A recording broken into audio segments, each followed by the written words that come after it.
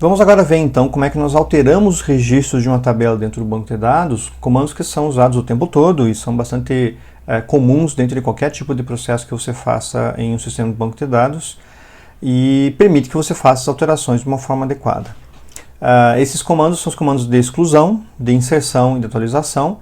Então nós temos o select, que busca os dados, nós temos os alter, que alteram a estrutura, os create, os alter, que criam e alteram a estrutura do banco de dados, a estrutura das tabelas e os demais componentes dentro dela. E temos o insert, o update e o delete, que servem para incluir, alterar e excluir registros dentro das tabelas já criadas. O primeiro dos comandos que é mostrado aqui é o delete, que é para a exclusão de registros. E a sintaxe do comando é bastante simples.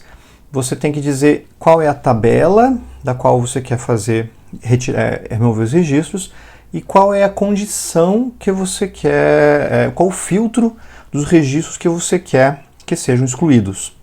No primeiro comando aqui, ele mostra um delete, só delete from structure, que em teoria faria com que todos os registros dessa tabela instructor fossem excluídos. Na maioria absoluta dos bancos de dados você não consegue fazer isso. A não ser que você seja o sysdba ou o root ou alguma coisa assim. Mas a maioria dos bancos de dados você não pode fazer isso. Você sempre tem que usar uma cláusula where para definir quais registros vão ser, em particular, ser excluídos. Em algumas situações, alguns usuários não conseguem sequer fazer exclusão de registros múltiplos. Nesse caso aqui, você vai fazer a exclusão delete from structure, apagar de professores, onde o departamento igual a finanças, você vai apagar todos os professores do departamento de finanças, então vai ser uma exclusão múltipla. Se você fizesse só pelo ID do professor, você excluiria pela chave primária, você iria excluir somente um registro. Isso tem diferença em relação a permissões que você pode colocar em alguns produtos. E você pode usar dentro da cláusula where as mesmas regras e condições e cláusulas que nós já vimos na cláusula where do select também. Isso quer dizer que aqui, por exemplo, você pode fazer um delete from structure, onde o depth name o select depth name from department, onde o edifício é Watson. Esse select aqui vai listar todos os departamentos que a sede é no edifício Watson, e então você vai apagar os professores que trabalham naquele edifício em particular. Nesse caso aqui é interessante que, apesar de usar um subselect, uma subquery, essa subquery não é dependente da query externa. Então, esse caso é bastante fácil para o Query Engine Processor trabalhar, porque ele pode resolver essa query e calcular ela uma vez só, porque ela não muda dependendo do que está dentro do delete. Isso nem é possível, bem na verdade, né? A não ser que você tenha uma subquery dentro de uma subquery, aqui dentro da cláusula where, mas como uma query completamente estanque, ela calcula primeiro, gera a lista de departamentos e depois você vai apagando quando a cláusula depth name estiver o subselect aqui também. De forma geral, essa daqui é o formato convencional do delete, então você apaga de uma certa tabela, where uma certa cláusula seja satisfeita. E você tem alguns outros exemplos aqui. Você pode usar também as funções de agregação e qualquer outra coisa aqui também. Nesse caso tem uma aparente dúvida que na realidade os processadores de query já resolvem, que é o fato de que aqui você vai apagar, vai excluir, delete from structure, vai excluir a tabela de professores, onde o salário seja menor do que a média de salários lá em structure. Se isso daqui fosse calculado para cada linha que você passasse na tabela, à medida que você fosse excluindo professores, muito provavelmente a média salarial também vai mudar, porque você vai ter um número diferente de componentes para fazer isso. Mas, de novo, aqui, o que acontece é que, como essa query aqui é completamente estanque, não depende de nada externo, o Query Engine Processor vai processar essa query, calcular ela, gerar um valor da média salarial e depois fazer essa comparação com todos os professores que vem na tabela instructor. Então, desde que não haja uma relação entre a query de fora e a query de dentro, a outer query e a inner query, a subquery, o processador de queries vai fazer isso de forma bem otimizada, então calcula toda a subquery e depois só vai comparando com os valores de fora. Outro comando que nós usamos para alterar registros é o de inserção, o insert.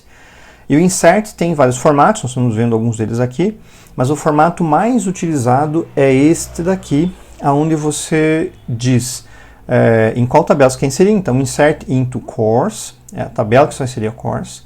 Você dá aqui a lista dos campos que você tem na tabela, course ID, title, depth name, credits, e values, os valores que você quer colocar para cada um dos campos respectivamente. Então, ele vai colocar o CS 437 em Course ID, Database Systems no Title, CompC no Depth Name, 4 em Credits.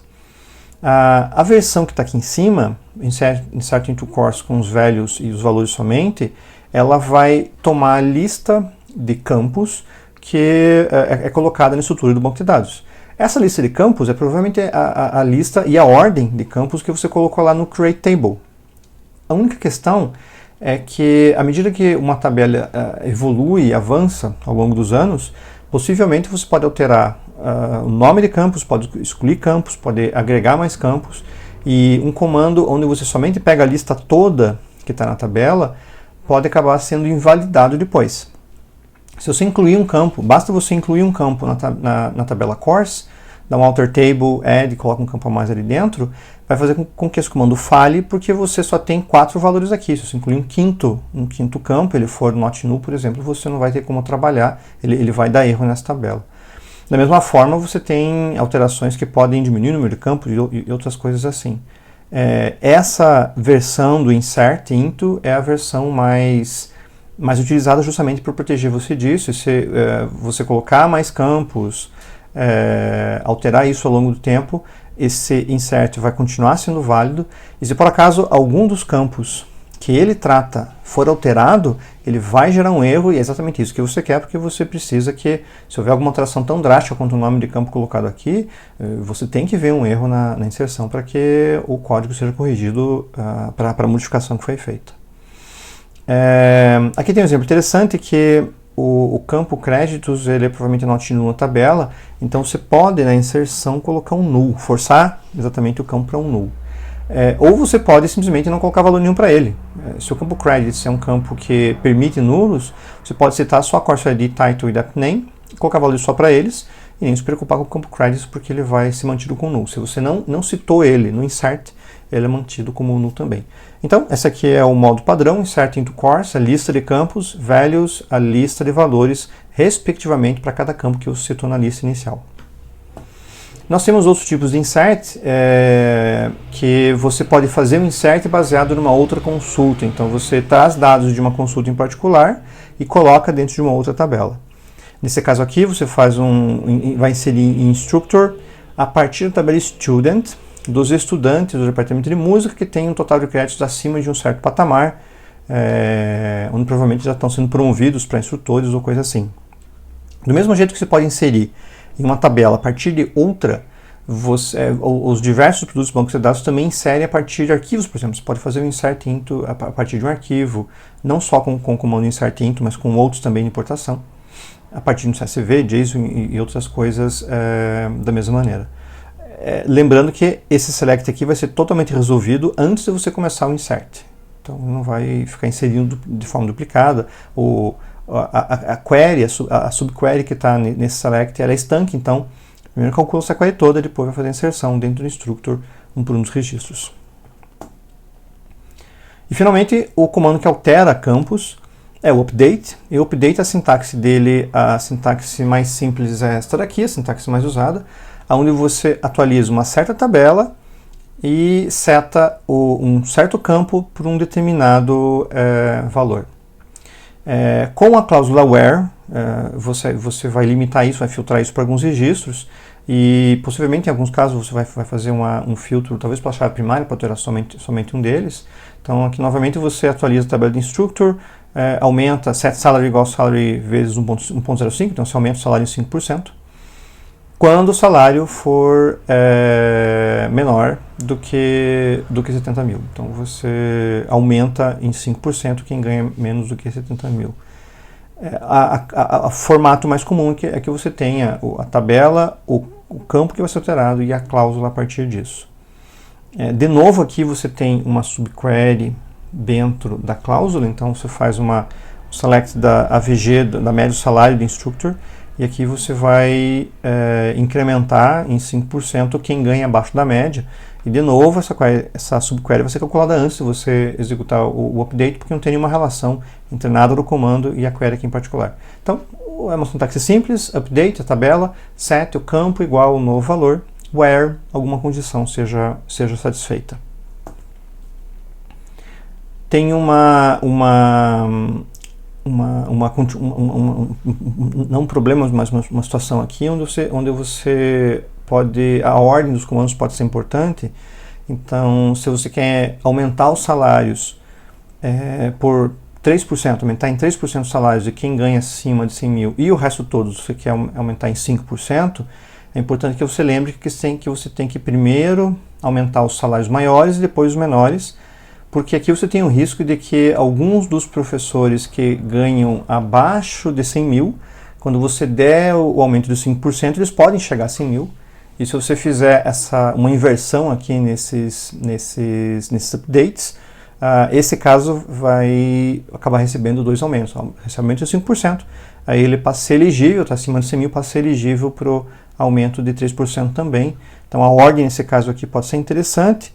E como esse aqui é um comando composto, né, mas você quer fazer os dois, quer aumentar em 3% quem ganha acima de 100 e todo o resto em 5%, seriam dois comandos update e a ordem é relevante, você pode fazer isso de uma forma mais simples usando o case, onde você atualiza, faz um update no instructor com set salary e usa um case que quando o salário for menor ou igual a 100 mil, o set vai ser salary vezes 1.05, caso contrário, o salary vai ser 1.03, que é quando ele for acima de 100 mil. Você já elimina pelo menos a chance de alguém inverter a ordem mais tarde, alguma atualização, coisa do gênero, e para mostrar que o case pode ser usado também dentro de uma cláusula como update. Você também pode usar as queries escalares, quer dizer, a query que retorna um valor só dentro do update, e a query escalar, diferente daquela query que ela é completamente estanque. A escalar, na verdade, se referencia ao fato de você ter somente um valor. Mas junto com isso, e também até em outras queries também, você pode fazer com que a subquery tenha alguma influência da query principal. Esse aqui é o caso nesse exemplo, onde você define aqui o student S e você usa o SID para fazer uma verificação dentro da query que você está tratando. Nesse caso aqui, é uma operação que é feita, nesse caso aqui, provavelmente ao final de cada semestre, onde você recalcula quantos créditos o aluno fez, que é no final de cada semestre, você vê quais disciplinas ele foi aprovado ou não, ele recebeu um grade que seja diferente de F, né, que não é um fail, e daí você calcula, faz um sum disso e grava no total credit do aluno. Nesse caso, essa query não vai ser calculada uma vez só para todas as ocorrências do update, ela é calculada a cada aluno, porque você usa parte da informação do update dentro da subquery para fazer isso. Tem uma alteração aqui onde você pode usar um sum também, que é para o fato do grade ser null, que é quando o grade nem foi colocado ali dentro, que ele equivale isso a um fail da mesma maneira. De forma geral, nós temos o insert, update, delete para inserir, para atualizar e para excluir registros. E isso vai ser largamente utilizado dentro de softwares ou mesmo em operações quase todo o tempo, porque é muito comum que você tenha que manipular os registros, parte do dia a dia de um banco de dados. Obrigado e até mais.